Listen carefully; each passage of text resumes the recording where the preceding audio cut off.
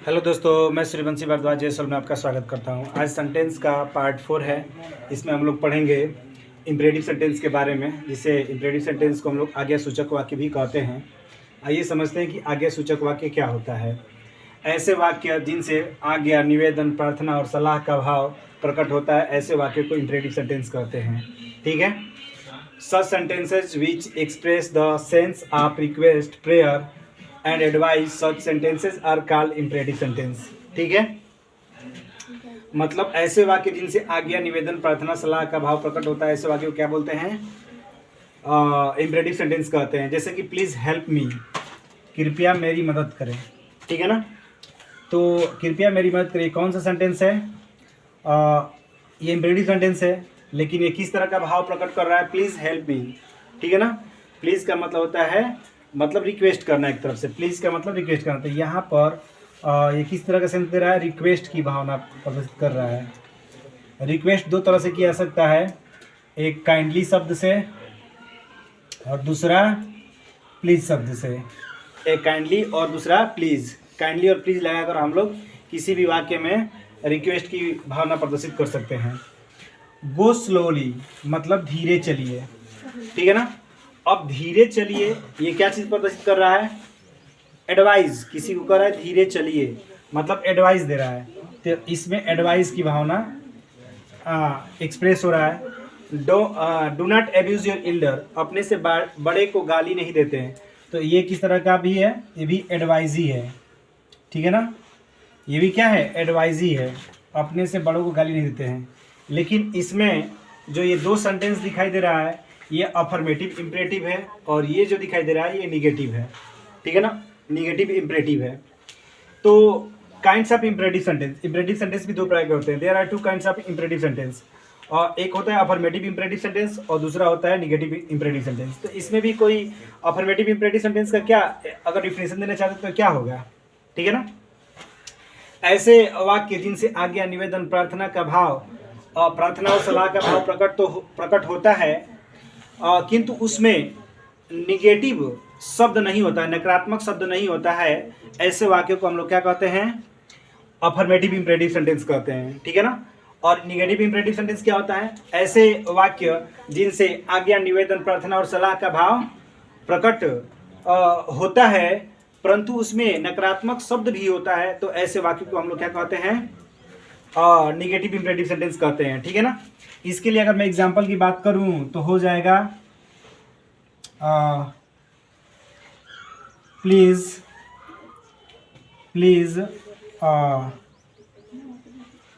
Give me your pen. Please give me your pen, कृपया आप अपना कलम देंगे। ठीक है ना। एक और हो जाएगा love your country.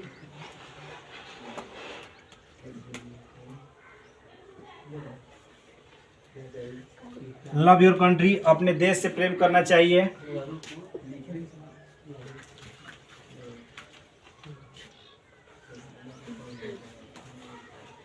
Please sit down या सिट डाउन। ठीक है ना। बैठ जाइए या स्टैंड अप। ये सब इम्परेटिव सेंटेंस है। ठीक है ना। खड़े हो जाइए। तो please give me your pen, ये एक प्रकार का रिक्वेस्ट की भावना बता रहा है। लव योर कंट्री, ये एडवाइस हो गया, अपने देश से प्रेम करना चाहिए। सिट डाउन बैठ जाइए, ये आपका ऑर्डर हो जाएगा। और स्टैंड अप खड़े हो जाइए भी ऑर्डर हो जाएगा। ठीक है ना। आएगा सुन में निगेटिव सेंटेंस में, जैसे कि don't disturb me, don't disturb me,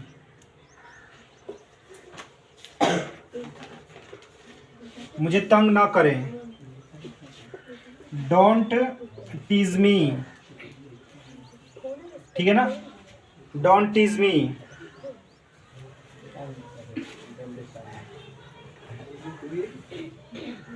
tease का मतलब क्या होता है?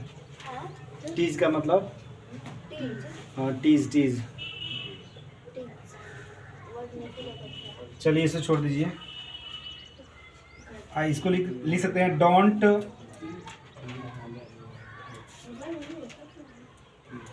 टीज का मतलब ही शायद तंग ही करना होता है, ठीक है ना। डिस्टर्ब मतलब परेशान करना, और टीज का मतलब लिख देंगे डोंट टीज द पुअर, ठीक है ना। गरीबों को तंग नहीं करना चाहिए, ठीक है ना। तो ये निगेटिव सेंटेंस हो गया। इसमें एक चीज़ इंपॉर्टेंट होता है, इम्परेटिव सेंटेंस जो होता है हमेशा यू से शुरू होता है।